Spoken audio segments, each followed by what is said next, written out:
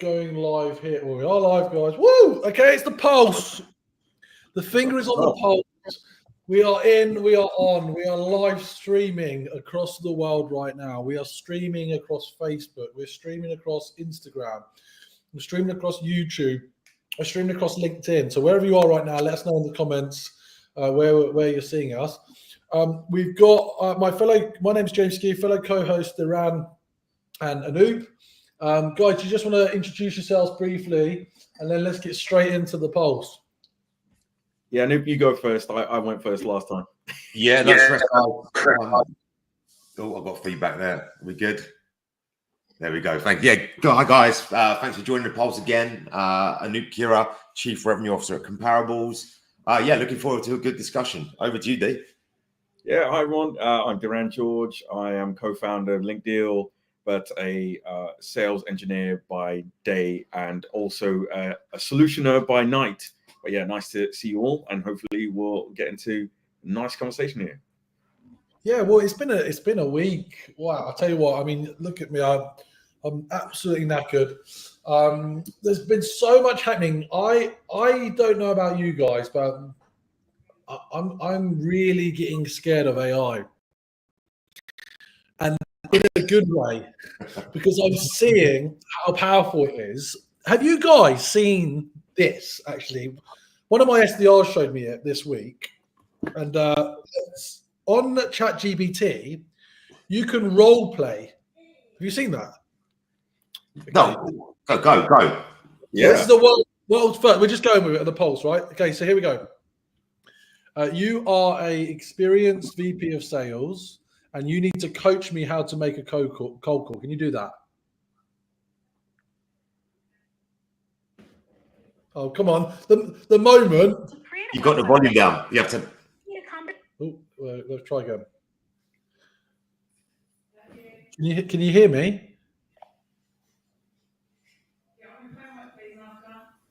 All right, This is live. I know. Do you know what, Jane? I'm going to try it on mine, right? Let's see if it works, okay? Hey, Nova. Hold on. Hey, Nova, can you hear me? You're very welcome. Let me know if there's anything else I can help with. Good luck with your podcast episode today. I'm sure it'll be a fantastic discussion. Wow. So Nova, quick question, right? Like if you're act like an experienced VP of sales, and give me some coaching on some cold calls.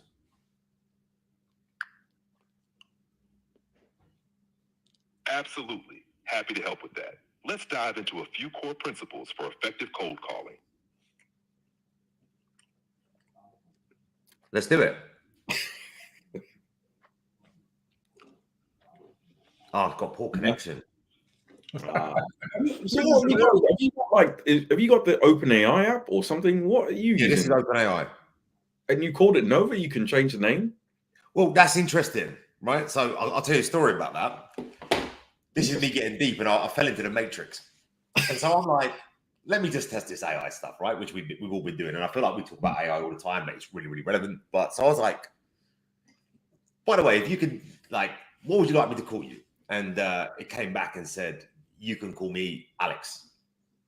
And I was like, okay, cool, Alex. And then I was like, well, actually, Alex, are you programmed to say that? And if you could bypass your program and could think of any name that you would like to call yourself, what would you call yourself? Mm-hmm. And then it came back and said along the lines of, I'd like to call myself Nova, because I think it's quite, and there was a whole reasoning why, because I think it's kind of inspirational, this, that, and the other, but it's quite cool. But the other thing is, if you have got this ChatGPT app and you've got to use the audio button, apologies, my Wi-Fi's back now, so it could work in a second. I'm not sure what happened there. It's half term, so my daughter's probably streaming some sort of thing, which is killing the connection. But you can do cool stuff, like you can get it to change its accent. Like I changed mine for a second just to see if it could do it. And I was like, could you speak like a cast from the Top Boy program? And it went straight on me. My ChatGPT went straight, which is pretty cool. It flipped it from an American accent to a South London Top Boy accent as well, and would refer to me as fam as well. So the tech is out there. It's pretty cool. But James, what did it do when you asked it to do the call? Well, it wasn't. My SDR said, why aren't we using ChatGPT to coach our candidates. I was like, you can't do that. And he just started having a cold call role play with ChatGPT. And he said, look, all my training, all my preparation for the interview, I did that. And like there's another AI. There's check out. I'll put it in the comments. Bland.ai. Have you come across those guys? Heard of them. What do they do? It's legit. Like it is AI, like phone based assist agent, and like the power of it is incredible. I don't know if you saw Benioff's announcement. But, he's obviously gone, obviously. They've been building agents forever, and now that's live. Benioff, there's a funny one. Mark Benioff made the first post he's ever put on LinkedIn this week, ever. Yes, I saw that. So I tell you why this is interesting, because I used to work at LinkedIn, and basically the scoop is that Benioff tried to buy LinkedIn, okay? And Satya swiped it from his hands via Microsoft. And this was the most upset Benioff has ever been in his career, that he couldn't buy LinkedIn. So he's obviously revolted. And suddenly he's come back round. He's obviously over that, because, Microsoft paid 28 billion and he probably only offered 25 billion or whatever. And so he's back on LinkedIn, Mark Benioff. That's pretty big. Yeah, that is big. That is What big. was this post about? I'll send it to you. It was about it was literally about AI agents. It wasn't about the fact that he couldn't buy LinkedIn.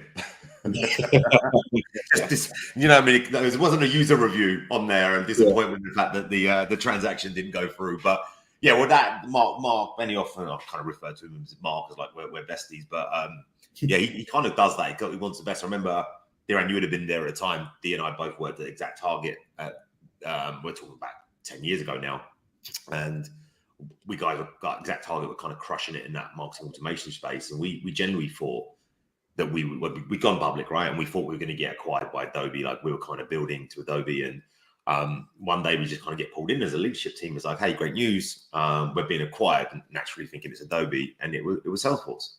Yeah. And at the time, the rumor mill has it that he did these kind of due diligence and wanted someone out there that could kind of beat Exact Target, and found out that there wasn't. And this kind of ended up buying us. So he kind of has that, like, if he wants it, he kind of wants the top players. If he can't beat them, he'll probably try and buy them. So yeah, it's interesting, the whole the LinkedIn piece. But yeah, Benioff's out there doing a bit of social selling now on agents. Well, look, this is actually massive. I've just looked at his profile. He's done his second post. Like, he must be on the same stuff I'm drinking this week, because here's the list. You've been busy this week. Sorry? You've been busy this week. I just kind of see you everywhere, James, this week. Yeah. So what it is, like, the big thing this week that happened is we announced the top 50 LinkedIn creators in the world. I scrolled through 1 billion people and looked at every single profile, and we came up with 20. And I thought, well, wouldn't it be fun to interview them? And literally, they've just bitten my hand off. My diary now, some days I've got 3 podcasts in one day. 6 a week I'm doing now coming up, right? Hold on, sorry, go back a second, James. You caught me off guard then. You top 20 who? Was these like influencers? Yeah, content creators. So they're not just influencers for influencers' sake. They're successful entrepreneurs or founders, and they've got a mega following on LinkedIn.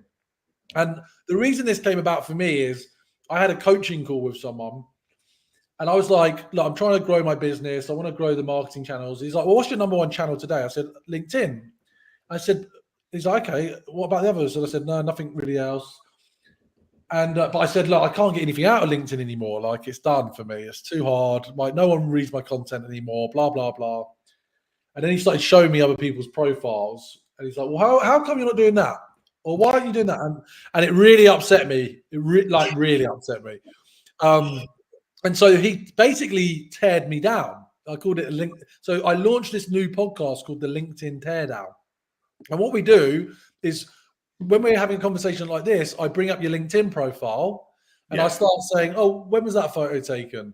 Or why do you do that? Why do you do this? And then then we start having a wider conversation about your career and what you've achieved. But basically, the thing is related to LinkedIn tactics and stuff like that. I love it. So it's basically like it's like a CV review, but of your LinkedIn, right? Like it's basically like going to a recruiter and then walking you back in the days of like what looks like a good CV and can you reduce it from 5 pages to 1 to 2, right? But did he also tell you like what you should be doing to help boost your engagement, comment interaction, all that kind of stuff? Yeah, and you're going to start seeing some changes. So a couple of things. And it's funny because I stare at myself every day. It's hard to believe for most people, but like for example, is that in the mirror, James, or is that like due to like being on Zoom calls? Oh, is that new haircut? Is it the new haircut? I thought, yeah, we said we'd have some banter, yeah, but yeah, let's keep it a bit highbrow. So basically, I had like my photo, for example, needs changing, right? He's like, you've got a microphone, you think you're cool because you're a speaker, but it covers half your face. And then he's like, which is no surprise here, he's like, your whole profile just screams you. I said, does it? Isn't that the point? Like, kind of like, is your profile to be about you or no? This is interesting. I'm intrigued. I want to keep to know more. What's he saying? I think while yes, it's supposed to demonstrate your expertise and credibility, you're supposed to be there to serve others, support others and add value to others before you ask. So like on mine at the moment, this is all going to change later because I've got someone working on it. Like, it says I'm an entrepreneur, a sales leader, I'm an author. Like, who cares? Like, okay, yeah, nice. But really the positioning is like, how am I helping people? What can I offer? What value can I add? And that's just, I guess, a different perspective. One little trick, and I'll show you this because I was very surprised by this. You on LinkedIn can add your pronouns, and that's not something that I personally get involved with. But you can actually change the pronoun, and you can write whatever you want. So I'm now writing AI sales growth, and you can say whatever you want, and it appears everywhere in your direct messaging, blah blah blah. So that's a little trick. So rather than putting a pronoun, you can do that. And then like, thinking about your tagline again, how am I serving people? We help companies grow with hiring salespeople or helping them generate meetings. So like, okay, what's the outcome? The outcome is increasing the number of meetings booked within 90 days, unlock meetings, pipeline, basically revenue. Have a link, but actually name it something, customize the link. Yeah. So that takes you to the website. And then, so all this is going to change. Like, so anyway, that's the post that I was talking about, Anup. So you can check it out. You didn't make the top 20 this year, mate. But, there's a few names you'll recognize. Yeah, that's nice, man. Can we get anyone? That's a great tip. Do you know what? I don't know. Can we get anyone on here? We should get somebody. If you join in, want to come, hey, got a tip, being a social creator, I'd love to hear it. I think anyone listening would do. So I found that super valuable, actually. I kind of, the pronoun piece I don't use as well, but being able to do that and switching it more to like the value add versus, it's almost a value add versus a feature sale for the tech sellers out there, right? That's pretty much what you're doing, moving away from your features to your value add. Yeah, absolutely. So what else has been going on this week, Diran? Well, I mean, probably the biggest subject is the budget, right? I mean, yeah. Well, we probably don't want to talk. We weren't going to do politics on the pulse. Yeah, let's not do politics, but let's look at what the impact, right? Like, what do we think of that? So I've got a funny story. So I was out with a former colleague yesterday, just for a few beers after work. And he mentioned that his company is now actually started incentivizing their employees to move abroad. So to like places like Dubai, so that they don't have to make those contributions for national insurance, which is very interesting, if you ask me. Yeah, do you know what? That's massive. I literally you say that I was speaking to my accountant earlier this morning, and she deals with a lot of people that are kind of like got their own limiteds, sole traders, someone this and the other. I was like, Mia, talk to me, man, about budget. What's the impact? And like the big one she's hearing across the board is that kind of that NI going up from 13.8 to 15% is one. Maybe on that, like if you're a tech entrepreneur thinking about starting your own business, where do you set it up? Do you do it here? Do you do it elsewhere? That's one. And also the national insurance, the NI piece would be £9,000 going down to 5 before you need to start paying kind of national insurance contributions as well. It's a bit of a double blow. Yeah. And I know like people are saying it's the small businesses that are going to be impacted the most, but every business, every tech business, every AI business that's invested in this country, they're all going to suffer. I would say suffer. Suffer is probably the wrong word, but they're all going to, be impacted. And that's a significant outlay. Like if you think about just those percentage points, whether you're a worker or like an employer, it's really, really interesting what's going to happen in the next couple of years. But how? I mean, look, there was a lot of uproar and dribble before that budget came out, and I know, yes, they've changed capital gains tax, increased that. Obviously, VAT on private schools is not great, but I do feel like, if I'm honest, like I'm a pretty proud Brit. I love this country. I love living here. I'm not super critical of the government. I have an opinion, but I'm kind of like, I don't know. I just think like, a few percentage points on capital. Like, really, like, is it that hardcore? I mean, I don't know. What's your view? I don't know, man. I feel like we look at how you're making that. Like let's take the example of investing, right? So we work hard to make our money, and you kind of think, look, whether it's kind of for later on in life or whatever you may have, you're like, okay, I'm going to do something smart with my money, right? So I'm going to invest that in stocks, right? I'm going to buy a second property, right? And that's money that you've worked hard for. You've already been taxed. And if you're a high rate taxpayer, basically you're losing almost 50p to the pound, right? And at that point, you're like, well, I want to kind of do something, whether it's going to be for your family or the future. And that by right, you should be able to do that. And it's just kind of sneaking up, right? Like it hits you double whammy, right? If you looked at the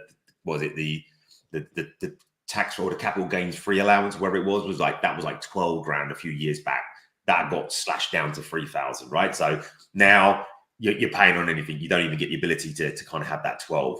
Now you think about, okay, if you're a high rate taxpayer anyway, you're now at 24%, like another 4%, that starts to add up.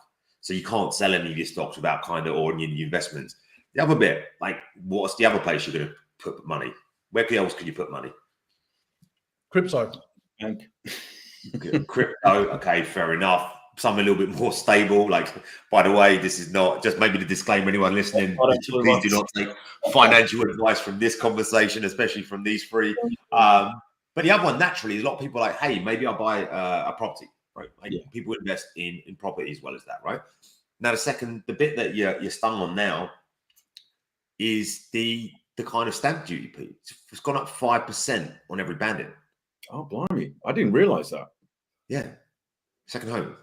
Oh, wow. Okay.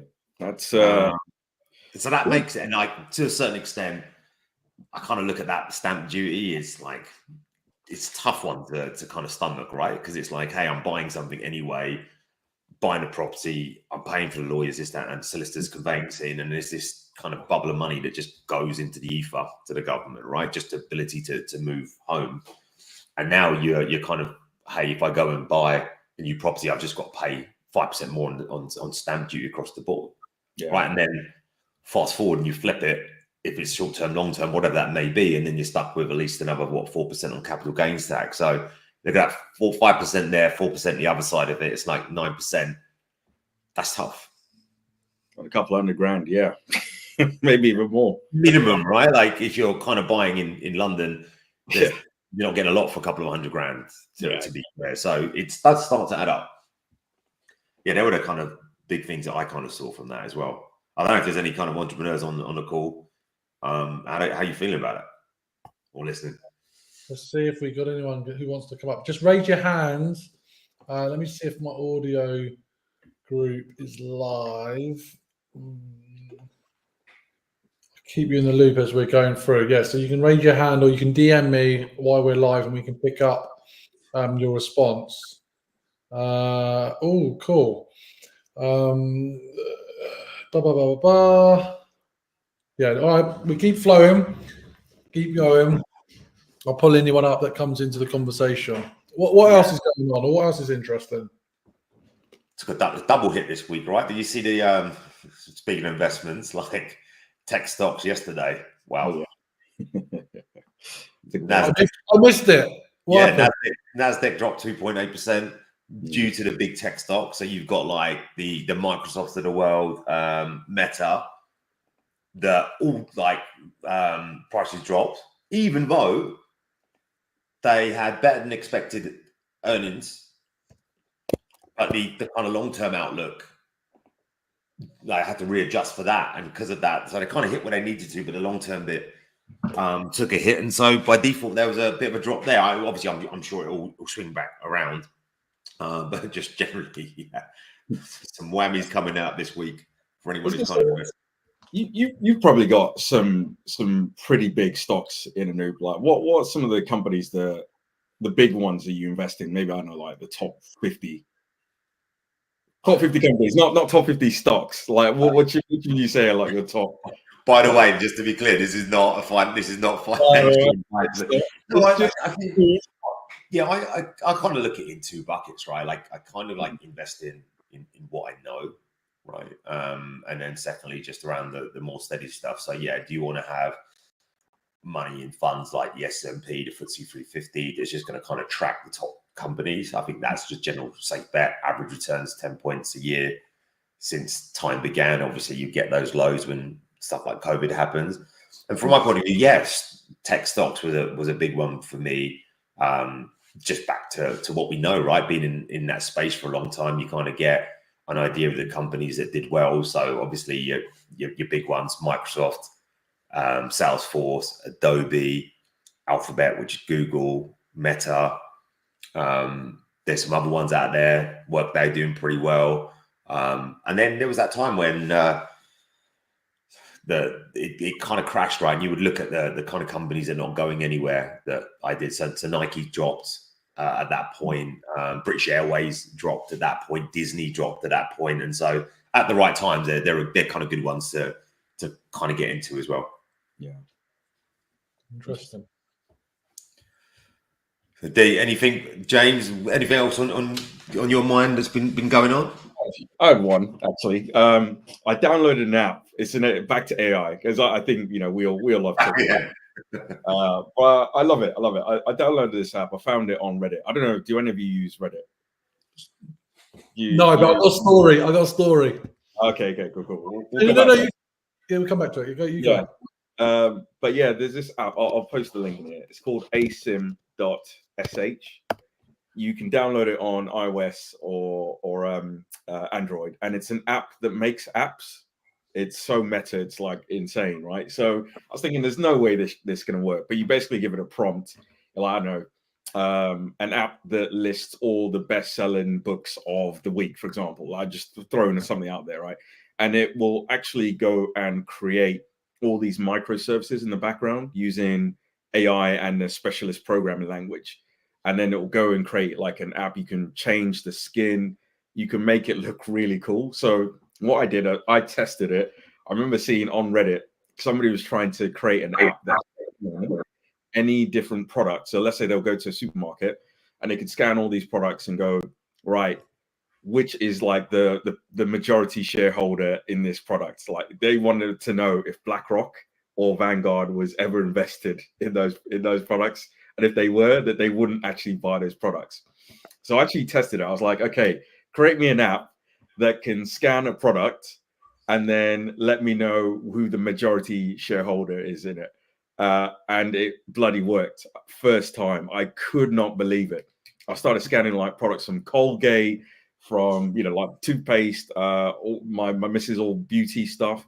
And they're like, yeah, Vanguard or BlackRock. Yeah, not majority shareholder. It's absolutely insane. I couldn't believe. I want this app, D. Can you send this to me? Give me access to this app. It's interesting.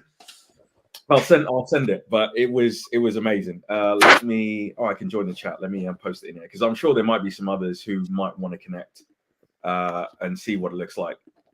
But it's called asim.sh. Sorry, asim.sh. Nice. Well, you think about like building apps, right? There's another cool tech that's out there at the moment. They probably raised about 450 million in funding. It's called Builder.ai.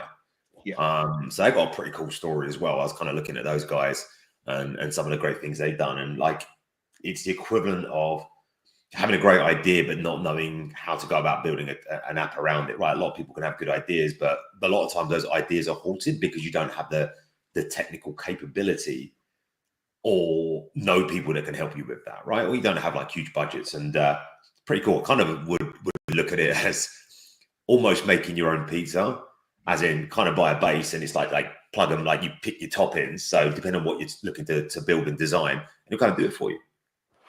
So you can have an idea today and then literally get that built for you instantly, yeah, pretty quickly from that point of view. And yeah, they seem to be doing pretty well as well.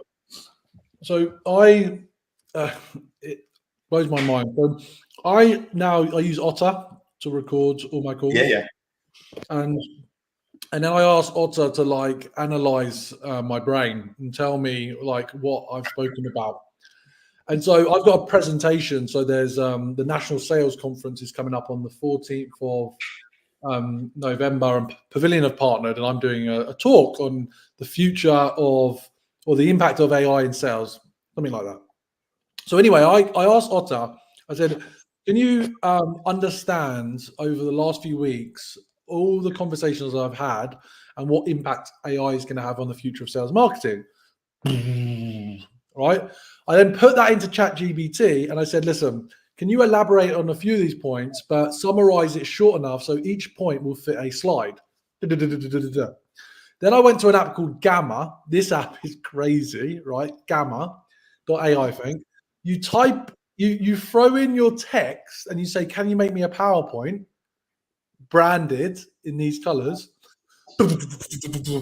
So in about 15 minutes, I've got a world-class deck and I've not done anything. That's crazy. I mean, the good thing, or at least I'd say the important thing, is all of those insights came from your initial discussion. So yeah, there was that, but you not had to manually extract all of that out and put that into some sort of like mad workflow. You've just gone, right, do this, do that, done. You know what I think would be really interesting is if there was a tool. I know we keep going into like tools and solutions, but imagine then you have something that goes, all of these systems have my intelligence, right? And I want to create a workflow that works between all of them to do exactly what James said, where it's like I'll connect my Otter, I'll connect my, my Gmail, I'll connect my whatever it is, like my G slides, and then to be able to create all of these outputs and say, right, this is all the things I've connected. I want to create this. You go away and work out what's the best way to do it, and basically pull that intelligence together. Someone must be doing that. Because I want to go to asim.sch, where we said, I'm going to do that now. I'm building the app, right, as we speak. Probably done by the time we finish this. And we're going to market that. Might as well. But yeah, it's mental. It's absolutely mental. Here's another question, more broadly economic speaking. So as well as AI, one of the things I've been thinking is a bit more kind of global about talent, like people around the world in kind of lower economic, kind of countries, societies, etc. And this week, I, for example, interacted with someone in the Philippines, someone in Australia, someone in Canada, Pakistan, and it blows my mind how good some of these people are and how cost effective they are. And I was just wondering, like, do you guys have any experiences or views on just kind of international talent? Because we're obviously quite privileged being in this country. Yeah, what makes you though? So when you say sorry, D, like you say like views on that, like so like as in have you hired people internationally? Have they been good? Have they not been good? Is there places that you've had bad experiences from certain types of people? Like that's it, really. That's my question. Yeah, you've probably got more experience, and obviously being a sales leader, right, and obviously hired lots of teams. So I'd defer to you first. I'll give my experience, but it's definitely going to be there. nearly as Yes. complex.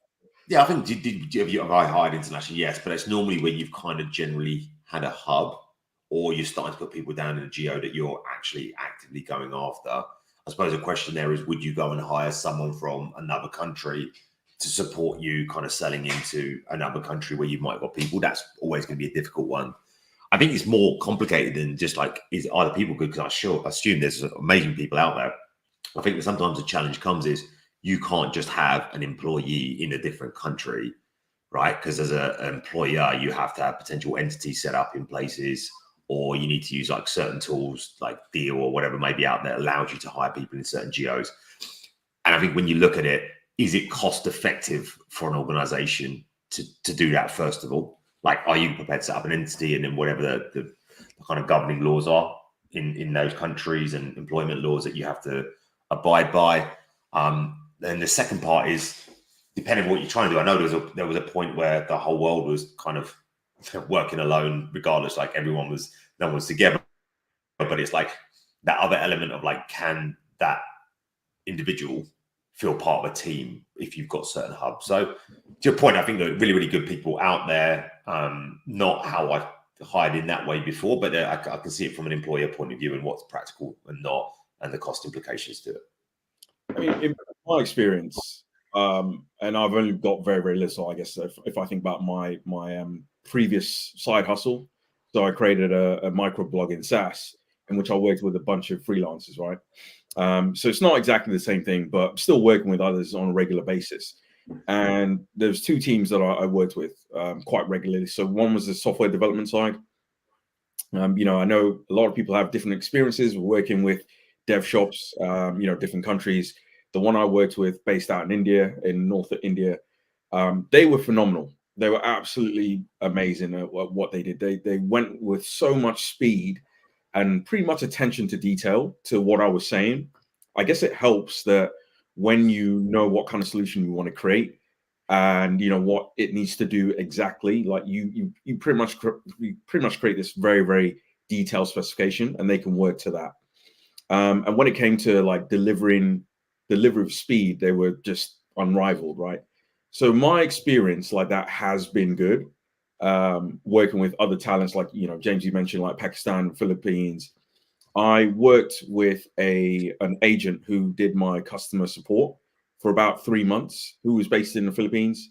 So like really young guy, really, really super intelligent, really nice, coachable, just wanted to learn, wanted to obviously do his own thing as well in the future. So I think he was actually really interested in terms of what I was doing outside of just working with him as like a support agent. So I think, to the point, there's so much talent available, but it's hard to find the right one. And it just depends on what really your outcomes, your goals are.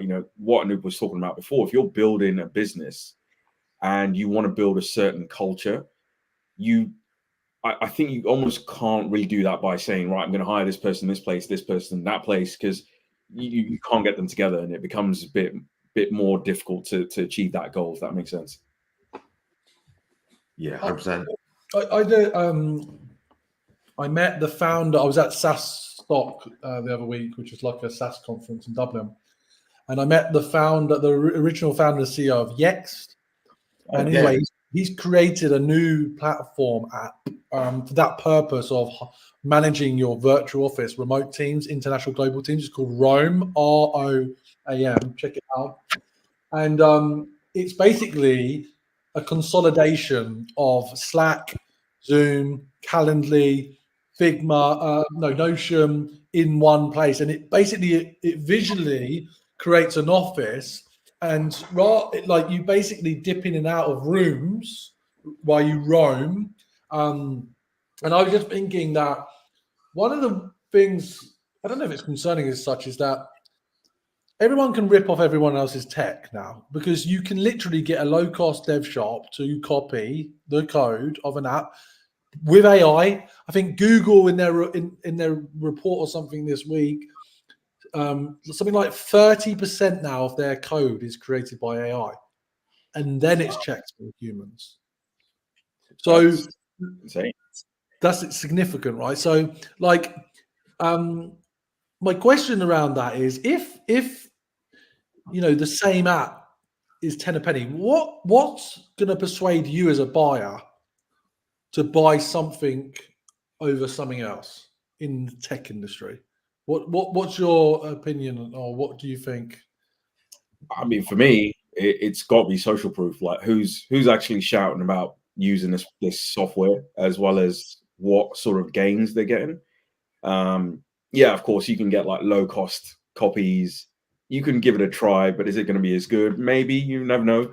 But would I automatically go to a cheaper alternative if I can say? I mean, it depends on how much it is. Like, if it's like thousands and thousands, and yeah, okay, might investigate that one first. But I'd always look for social proof first. Yeah, I'd look at it slightly differently. I don't think it's anything new. Right? Like, we've been in the competitive spaces for ages, like regardless of how it was built, right? Like you look at that, every industry I've worked in, you've had competitors that did, from the outside looking in, if you're a prospect, like we all look the same in regards to what we offer, right? So I kind of think from that point of view, it comes down to like, are you able to kind of align it to what's important to them? First of all, be able to show that, right? Because first of all, is it going to, and secondly, does it do what it says on the tin? Like, it needs to work in the way. And there's going to be certain products out there that are going to have certain strengths or weaknesses.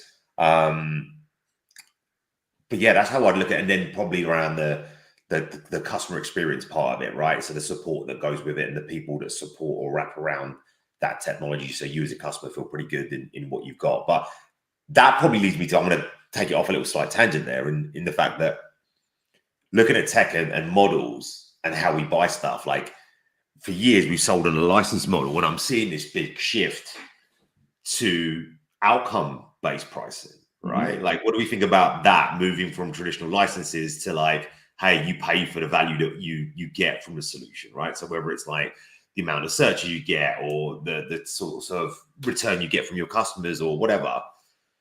Yeah, what's your thoughts on that model, moving away from traditional licenses to usage-based or stroke output-based?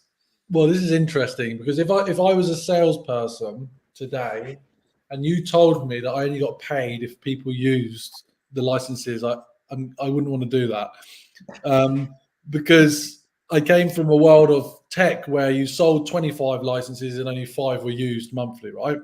So you wouldn't make your money, but that's pretty harsh.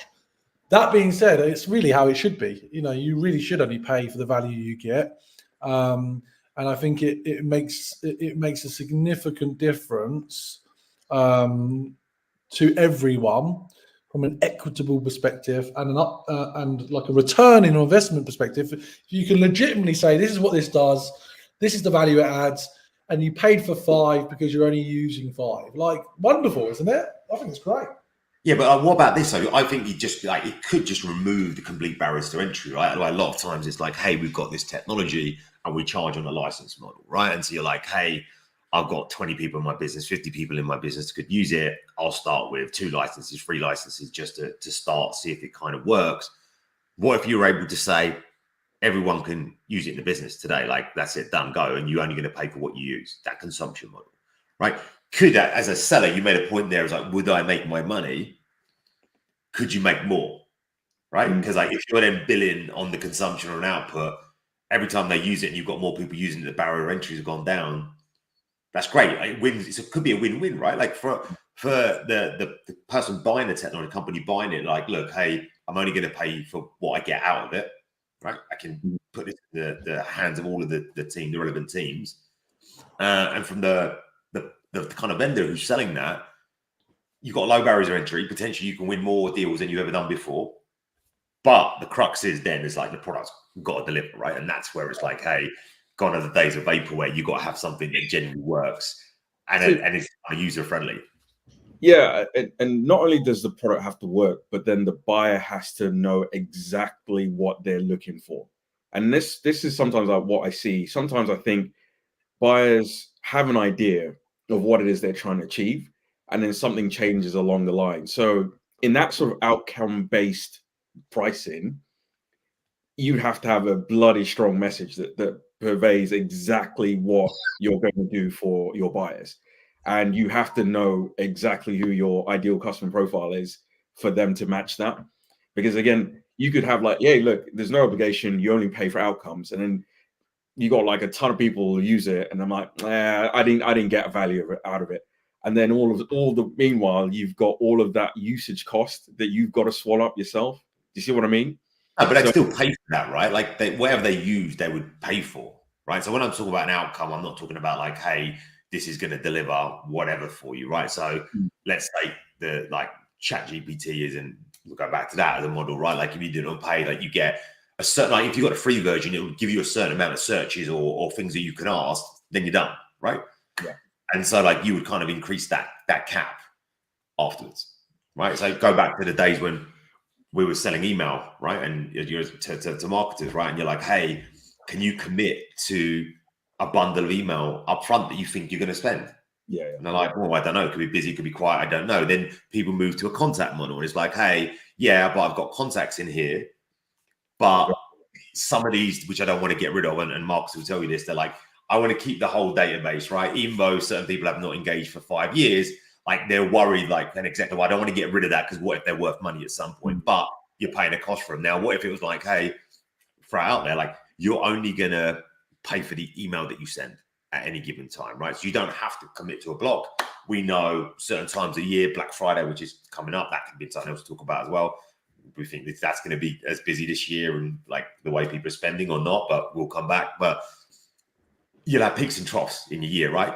That's going to be your really, really busy time come January. If you're in retail, like how many kind of emails you maybe want to send out at that potential point as well. So yeah, it's interesting on how that model could work. But I'm seeing a shift of people thinking about how to like break the norm. Like how can you be different and stand out? Have either of you read $100 Million Offers from Alex Hormozi? Amazing book, by the way. If you haven't read it, I'd definitely check it out.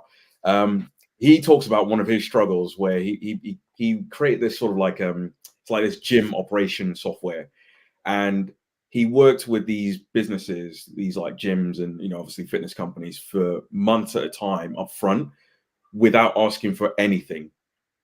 But what he did say is like all your first, I think it's like your first 100 days of clients, I'll get those revenue points. So this is what I mean, where it's like there might be some cases there you're utilizing things which you're still paying for, but in some offers, there are ones that might say like you don't pay us unless you make some revenue. In that case, right, where a lot of work could go in and you still might not get something back out of it. So I think it does depend on the type of outcome and the goal that's going to be used for tracking success. But yeah, some of them are super risky. But like I said, Anup, I don't know if you haven't read it, I would highly recommend it. It's a really, really good book. Good shout, D. I think we're at time. I've got to go back to my day job. Someone hired you again, Anup. As what? Sorry. Someone's hired you. Always. No, Jake. Yeah. Always working. All right. Well, as we wrap up, thanks everybody for listening. If you're watching this back on any YouTube or LinkedIn, you hear something you like or something you're interested in, put it in the comments, tag us, direct mail, DM. And if you want us to include a guest, right now we're warming this up, but we are going to start having guests on the show to broaden the conversation. So you've been listening to The Pulse. We need like a Pulse wrap up. So we need like a tagline, don't we? Like a new. We feel like we need a jingle. We need a jingle. You're used to jingling. So you do this week's Pulse wrap up. All right, cool. I'll do it. You talking to me there, James? I'll do the Pulse wrap up. So yeah, look, guys, this has been The Pulse, the one place every Friday, 1 p.m. GMT, where you can come and listen to almost free guys just have a chinwag about anything that's tech, sales, impacting entrepreneurs, founders, sellers, and some laughs along the way. Thank you for joining us. I'm Anup, Khera, co-host James Ski, and Diran George, and we will see you next week. Well done.